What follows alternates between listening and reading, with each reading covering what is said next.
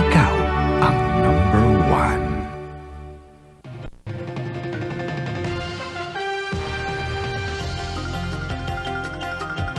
Narito na nagbabagang balita sa oras na ito.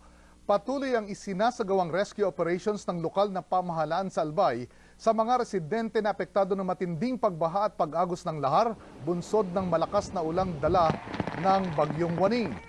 Sa Barangay Kulyat, nasa higit 10 bahay ang inanod ng malakas na agos ng tubig. Nagbistulang ilog ang ilang pangunahing kalsada na umabot hanggang bewang ang tubig.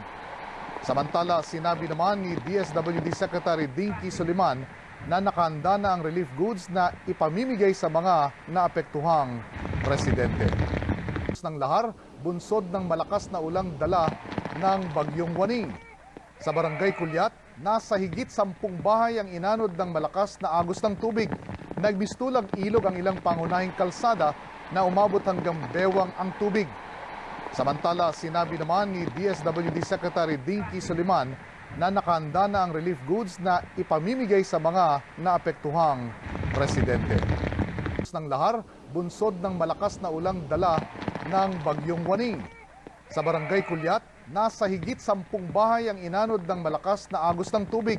Nagbistulang ilog ang ilang pangunahing kalsada na umabot hanggang bewang ang tubig. Samantala, sinabi naman ni DSWD Secretary Dinky Soliman na nakahanda na ang relief goods na ipamimigay sa mga naapektuhang residente.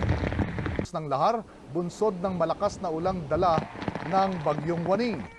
Sa Barangay Kulyat, nasa higit 10 bahay ang inanod ng malakas na agos ng tubig.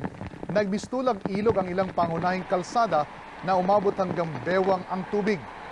Samantala, sinabi naman ni DSWD Secretary Dinky Soliman na nakahanda na ang relief goods na ipamimigay sa mga naapektuhang residente.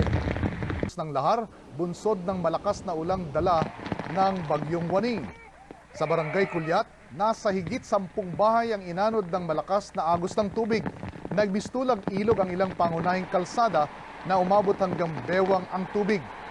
Samantala, sinabi naman ni DSWD Secretary Dinky Soliman na nakahanda na ang relief goods na ipamimigay sa mga naapektuhang residente.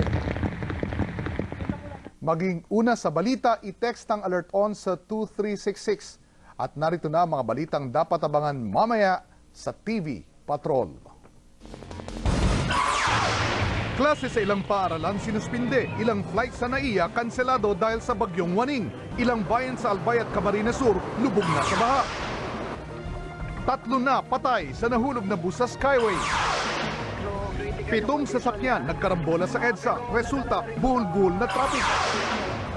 Dating Pangulong Gloria Arroyo inirekomenda ng kanyang doktor na operahan.